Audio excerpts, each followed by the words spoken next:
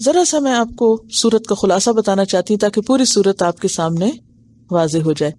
سب سے پہلے تو مجھے یہ بتائیے کہ یہ سورت کون سی سورت ہے؟ مدنی ہے یا مکی ہے؟ مدنی ہے. کتنی آیتیں ہیں؟ 176. جی ہاں، سورت الممتحنہ کے بعد نازل ہوئی تھی. شروع میں نے آپ کو بتایا تھا. اس سورت میں دو چیزیں بہت نمایاں ہیں، ایک ہے عدل اور دوسری ہے رحمت. اور عدل کا حکم بھی اللہ نے اپنی رحمت کی وجہ سے دیا ہے. سورت البقرہ کا جو مرکزی نقطہ تھا وہ کیا تھا؟ امت مسلمہ کے فرد کی حیثیت سے اپنی ذمہ داریوں کو پہچاننا، اپنا مقصد وجود سمجھنا، اور پھر یا ایھا الذین آمنوا کہہ کے تیار کیا گیا تھا اور سارے احکامات بتائے گئے تھے. وَكَذَلِكَ جَعَلْنَاكُمْ أُمَّةً وَسَطًا لِتَكُونُوا شُهَدَاءَ عَلَى النَّاسِ. بنی اسرائیل سے وہ سب لے کر امت مسلمہ کو دیا گیا تھا. قبلہ تبدیل ہوا تھا اور پھر سارے احکام دے کے نیکی کی اقسام بتائی گئی تھی. یاد ہے نا سب کچھ؟ چلیں کوئی بات نہیں، بھول گیا تو کہتے ہیں علم کی زندگی یاد دہانی ہے، انہیں یاد کراتے رہنا، مذاکرہ، ڈسکشن کرنا، ایک دوسرے سے بات کرنا. سورت آل عمران میں مرکزی مضمون کیا تھا؟ وفد نجران آیا تھا تو پھر کیا ہوا تھا؟ ثبات، استقامت. میں نے آپ کو سارا خلاصہ کر کے بتایا تھا. اگر پچھلی فائل آپ کھول لیں تو آپ کو انشاءاللہ پتہ چل جائے گا. اور سورۃ النساء کا مرکزی مضمون جو ہے عدل اور رحمت ہے. اس میں آپ دیکھیے، تھوڑا سا میں چند ایک اشارے، ہنٹس جلدی جلدی کروں گی تاکہ پوری سورت آپ کے ذہن میں گھوم جائے. سب سے پہلے تو آپ دیکھیے کہ ابتدا کہاں سے ہوئی تھی؟ یا ایھا الناس اتقوا ربکم. اور پھر سب انسانوں کو کس سے پیدا کیا؟ ایک جان سے، اور اسی سے اس کا جوڑا بنایا. اس سے کس چیز کا سبق ملتا ہے؟ وحدت انسانی کا، کہ سب انسان ایک آدم کی اولاد ہیں، اور اس لحاظ سے انسانیت کے رشتے میں سب برابر ہیں. کسی عربی کو اجمی پر اور کسی گورے کو کالے پہ اور کالے کو گورے پہ کوئی فضیلت حاصل نہیں. یہ پہلا سبق ہے نا عدل کا. ٹھیک ہے. پھر اس کے بعد آپ دیکھیے کہ یتیموں کے حق کے بارے میں بات کی گئی. کمزوروں کے ساتھ عدل کرو، ان کو ان کا حق دو. پھر اس کے بعد عورتوں کے حقوق کی بات بہت ملتی ہے ہمیں اس میں. آتوا النساء صدقاتہن نحلہ. پھر سفہاء تک سے عدل، ولا تؤتوا السفہاء اموالکم لیکن وارزقوہم فیہا واکسوہم. مال تو نہ دو مگر ان کو کھانا کپڑا اس میں سے دو. یہ عدل ہے نا. یتیموں کی بات ہو رہی ہے. پھر اسی طرح میراث کے حقوق، وراثت کی تقسیم کر کے سب کو حصے دلوائے گئے جن جن کو دیے جانے چاہیے، جو جو حصہ دار بنتے ہیں. یہ کس چیز کی علامت ہے؟ عدل اور رحمت کی. کہ اللہ کی رحمت ہے کہ اس نے یہ تقسیم کر دی، ورنہ اکثر لڑائیاں خاندانوں میں یہیں آ کر ہوتی ہیں اسی بات پر.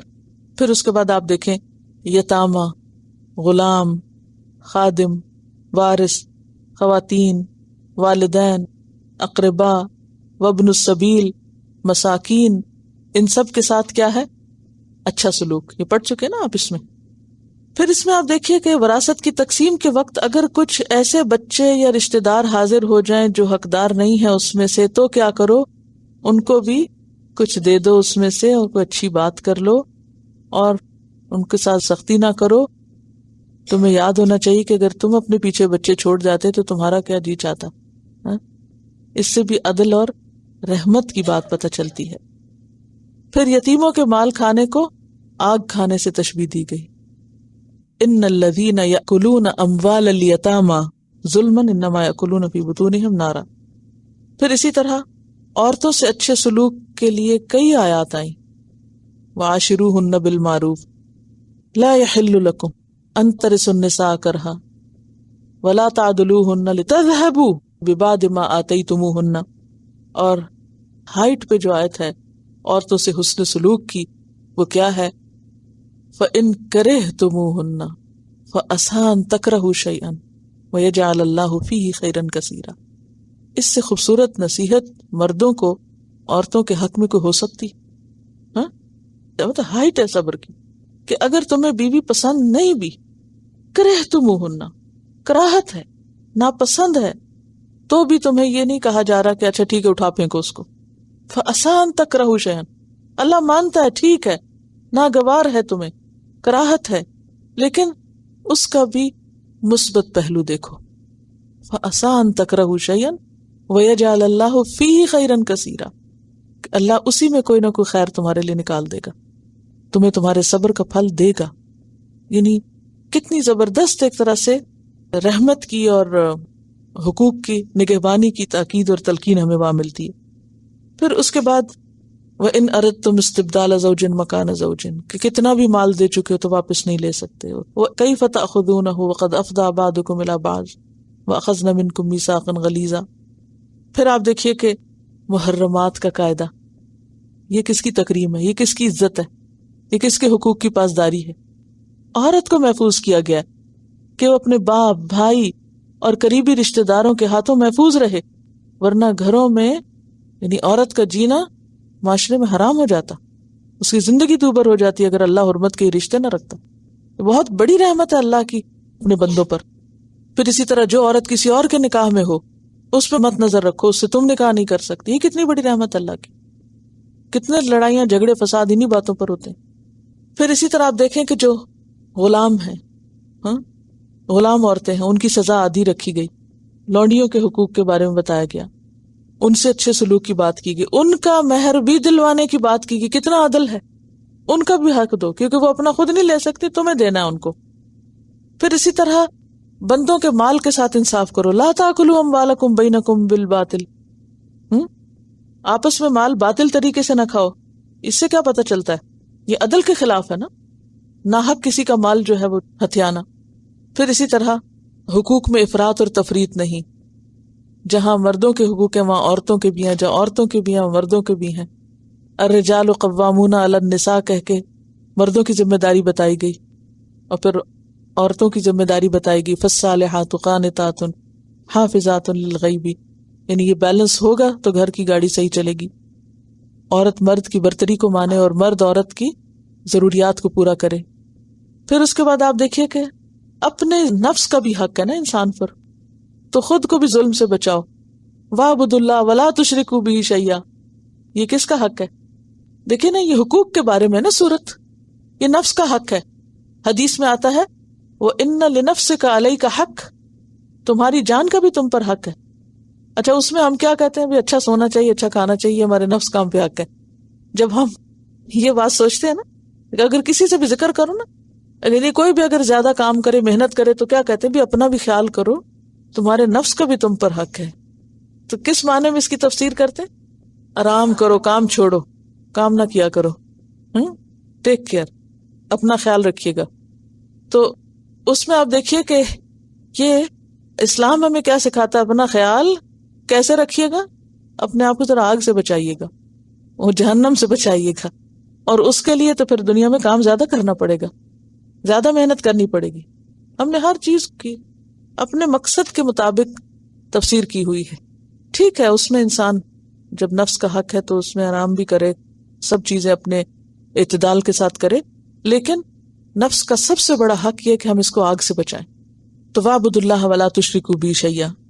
اور پھر آپ دیکھیے اللہ کا عدل کتنا ہے. ان اللہ لا یظلم مثقال ذرۃ، اللہ ذرے برابر بھی کسی پہ ظلم نہیں کرے گا. اس کا عدل ہے نا، کسی کے ساتھ ناانصافی نہیں ہوگی. پھر آپ دیکھیں ان اللہ یامرکم ان تؤدوا الامانات الی اہلہا، امانتیں ان کے اہل کے سپرد کرو. یہ بھی کیا ہے؟ یعنی جس کے اندر جو قابلیت ہے اس کے مطابق اس کو ذمہ داری سونپو. اور پھر وَإِذَا حَكَمْتُمْ بَيْنَ النَّاسِ أَن تَحْكُمُوا بِالْعَدْلِ، کہ جب لوگوں میں تم انصاف کرو تو کس کے ساتھ کرو؟ عدل کے ساتھ انصاف کرو. پھر آپ دیکھیں جہاں قتال اور جنگ اور جہاد کی باتیں کی گئیں وہاں کیا عدل کی مثال ہے؟ کچھ یاد ہے کیا کہا گیا؟ کیا کیا نہ کرو؟ جی ہاں، بوڑھوں کو، بچوں کو، کمزوروں کو ایک تو مار نہیں سکتے، دوسرا یہ وَمَا لَكُمْ لَا تُقَاتِلُونَ فِي سَبِيلِ اللَّهِ، کیا ہے تم کو کہ اللہ کے راستے میں جنگ نہ کرو گے؟ وَالْمُسْتَضْعَفِينَ مِنَ الرِّجَالِ وَالنِّسَاءِ وَالْوِلْدَانِ، جبکہ کمزور بچے اور عورتیں جو ہیں وہ تمہاری مدد کے مستحق بیٹھے ہیں. تو یہ بھی رحمت ہے نا. یعنی جنگ ظلم اور زیادتی کے لیے نہیں ہے، بلکہ جنگ کی اجازت بھی کب دی گئی اسلام میں؟ جب کمزوروں کو ان کے حقوق دلوانا ہو، ظالم کے پنجے سے نجات حاصل کرنا ہو. کیونکہ وہ کہتے ہیں نا ربنا اخرجنا من هذه القرية الظالم اهلها. پھر آپ دیکھیں اقلیات کے ساتھ عدل. کون سا واقعہ آئے گا اس میں؟ بنو ظفر کا جو واقعہ تھا، ولا تکن للخائنین خصیما، یاد ہے؟ انا انزلنا الیک الکتاب بالحق لتحکم بین الناس بما اراک اللہ. ایک تو اہل ایمان کے درمیان عدل ہے نا، اور ایک کیا ہے؟ بین الناس. چاہے کوئی نان مسلم ہے، چاہے کوئی ذمی ہے، اس کے ساتھ بھی عدل کیا جائے گا. اور پھر ہائٹ کہاں ہے ان ساری باتوں کی؟ یا ایھا الذین آمنوا کونوا قوامین بالقسط، قسط کے علمبردار ہو جاؤ، انصاف پر قائم ہو جاؤ، ذاتی زندگی میں بھی اور اجتماعی زندگی میں بھی. پھر کیا کہا؟ لا تغلوا فی دینکم. اس میں کون سا عدل ہے؟ حقوق اللہ میں، کہ جو جہاں ہے اس کو ادھر ہی رکھو، اس سے آگے نہیں بڑھاؤ، نہ اس کا مرتبہ گھٹاؤ اور نہ اس کا مرتبہ بڑھاؤ. تو یہ تمام صورت آپ کو کیا سبق سکھاتی ہے؟ جی عدل اور رحمت کا اور حقوق کی ادائیگی کا. آخر میں آپ دیکھیے جو اللہ پر ایمان لائے اور اس کو مضبوط پکڑے ان کو اللہ اپنی رحمت میں داخل کرے گا اور ان کو سیدھا رستہ دکھائے گا. اب جو سیدھے رستے کی علامات ہیں اس میں سیدھا رستہ صرف نماز روزے کے لیے نہیں ہے، حقوق کی ادائیگی. اور خصوصاً اس میں بھی آپ دیکھیں کلالہ عام طور پر ایک ایسا شخص ہوتا ہے، چاہے عورت ہو یا مرد، جس کی اولاد نہ ہو، جس کے ماں باپ نہ ہو. ذرا تصور میں لائیں، یعنی کوئی ایک شخص جس کے نہ ماں باپ ہو نہ بچے ہوں، کیسا شخص ہوتا ہے وہ؟ لونلی پرسن ہوتا ہے نا، کیونکہ انسان یا ماں باپ سے اپنے دل کی کرتا ہے یا بچوں پہ ڈیپینڈ کرتا ہے. تو اب یہ ہے کہ یہ چونکہ صورت ایک طرح سے سمبل ہے ضعفاء اور کمزوروں کے حقوق دینے کی، تو آخر میں جو صورت کا اصل تھیم ہے اس کو ایک طرح سے ہائی لائٹ کر دیا گیا ہے کہ دیکھو محتاط رہو. اور نام کیا ہے جناب صورت کا؟ یہ سمبل ہے کس چیز کا؟ النساء نام رکھ کے صورت کا جو مرد گھر میں اپنی بیوی کا حق نہیں دے سکتا، اس کے ساتھ عدل نہیں کر سکتا، وہ معاشرے کے اندر بڑے پیمانے پر عدل نہیں کر سکتا. عدل کا آغاز گھر سے ہوتا ہے، کیونکہ اگر دیکھا جائے تو خواتین میں جو خاتون یعنی عورت کی سب سے کمزور پوزیشن کس رشتے میں ہوتی؟ میں جنرل ایک بات کر رہی ہوں کہ عورت کی اگر پوزیشن دیکھی جائے تو جو کمزور ترین پوزیشن ہے وہ بحیثیت بیوی کی ہوتی ہے. دیکھیے ماں کا درجہ تو اللہ نے باپ سے بھی زیادہ رکھا، اس کی پوزیشن نہیں کمزور. بہن کا جو رشتہ ہے وہ بھی کیا ہے؟ وہ بھی اپنی جگہ وہ اپنا حق رکھتی. پھر اس کے بعد بیٹی، دیکھیں نا 4 رشتے ہوتے ہیں نا، ایک مرد کے ساتھ عورت 4 رشتوں میں ہے نا، ماں، بہن، بیٹی اور بیوی. ماں تو ماں ہے، بہن بہن ہے، بیٹی بیٹی، باقی کون رہ جاتا ہے؟ بیوی. سب کے حقوق ادا ہو جاتے ہیں، وہ رہ جاتی ہے، وہ اگنور ہو جاتی. تو سورت کا نام کیا رکھا؟ النساء رکھا. اور پھر اس میں شروع میں ہی عورتوں کے ساتھ عدل کی. اور خاص طور پر کب عورت زیادہ مظلوم ہوتی؟ جب ایک کے اوپر ایک شادی ہو جاتی. یعنی جس گھر میں ایک مرد ایک سے زائد شادی کر لے، وہاں آپ دیکھیں پورے معاشرے کو چھان کے دیکھ لیں، سب سے زیادہ ظلم پھر وہاں ہوتا ہے. وہاں آ کر آپ دیکھیں کہ ایک مرد کی جب 2 بیویاں ہوتی ہیں تو عموماً آپ نے دیکھا ہوگا ادھر ادھر جو کچھ بھی معاشرے میں آپ دیکھتے ہیں کہ وہاں ایک یا دوسری کا حال کیا ہوتا ہے. اور اس میں پھر صرف مرد نہیں ذمہ دار ہوتا، اس میں خود عورت بھی ذمہ دار ہوتی ہے. کیونکہ ایک عورت کس چیز کا مطالبہ کرتی ہے؟ دوسری کو طلاق دو گے تو مجھے رکھو. یہی ہوتا ہے نا عام طور پہ. یا مرد کیا کرتا ہے؟ ایک کو بالکل اگنور کر کے بھلا کے اور اس کے سارے حقوق مار کے صرف دوسری کا ہو جاتا ہے. اس میں بعض کو دوسری عورت کا بھی قصور ہوتا ہے. تو یہ صورت کیا ہے؟ النساء، عدل اور رحمت کی صورت، جو ہمیں کیا سکھاتی ہے کہ تم سب کے ساتھ انصاف کرو. اللہ کا حق بھی دو، اپنی جان کا بھی دو، بندوں کا بھی دو، اور خصوصاً النساء کا حق. کیونکہ یہ ایک امتحان ہوتا ہے. آپ دیکھیے کہ جہاں انسان کو اتھارٹی ملتی ہے نا، کیونکہ گھر کی زندگی میں مرد کو اتھارٹی دی گئی ہے. کیا بتایا قرآن نے؟ الرجال قوامون علی النساء، مرد عورتوں پہ قوام ہے. حکومت مل گئی نا ایک طرح سے. اسی لیے عموماً اردو ترجمہ میں کیا ملتا ہے؟ مرد کیا ہے؟ حاکم. یہی ترجمہ کیا جاتا ہے نا. اچھا اب آپ دیکھیں کہ وہاں اتھارٹی مل جاتی ہے. ماں پہ اتھارٹی نہیں ہوتی مرد کی، مرد ماں پہ حاکم نہیں بن سکتا. بہن پہ ایک حد تک ہوتی ہے مگر وہ بھی نہیں. اگر ہوتی بھی ہے وقتی طور پہ تھوڑی بہت کیئر کرتا بھی ہے یا وہ اس سے منواتا ہے، ایک حد سے زیادہ بھائی بہن سے کچھ نہیں منوا سکتا. وہ کہتے جاؤ تم اپنا کام کرو میں اپنا کرتی. وہ اس کے تابع نہیں ہوتی. بیٹی کی حیثیت میں ہوتی ہے لیکن وہ چونکہ خون کا رشتہ ہوتا ہے تو اللہ تعالیٰ نے اس میں قدرتی ایک شفقت رکھ دی ہے نا، کہ انسان خون کے رشتوں کو عموماً ایک خون کی وہ جو تھی نا کشش، اس کی وجہ سے وہ خود بخود اس میں اتھارٹی ہوتے ہوئے بھی وہاں سافٹ کارنر ہوتا ہے. آپ نے دیکھا ہوگا اکثر مرد بیویوں کو جن باتوں سے روکتے رہتے ہیں، بیٹیوں کے معاملے میں وہاں بالکل ڈھیلے ہوتے ہیں، کچھ نہیں کہتے. اکثر عورتوں کو کہتے سنا کہ مجھ پر تو میرا شوہر اتنی پابندیاں لگاتا تھا اور اب بیٹی کو کچھ بھی نہیں کہتے. کیوں؟ اس لیے کہ وہ قدرتی اللہ نے ایک محبت دل میں رکھی ہے. تو پھر آ جا کے رہ جاتی بیوی، وہ اصل حاکم بیوی پر ہی ہوتا ہے. اس کے سارے غم غصے کا اظہار بھی وہیں اور اس کے سارے حقوق کی حق تلفی بھی وہیں.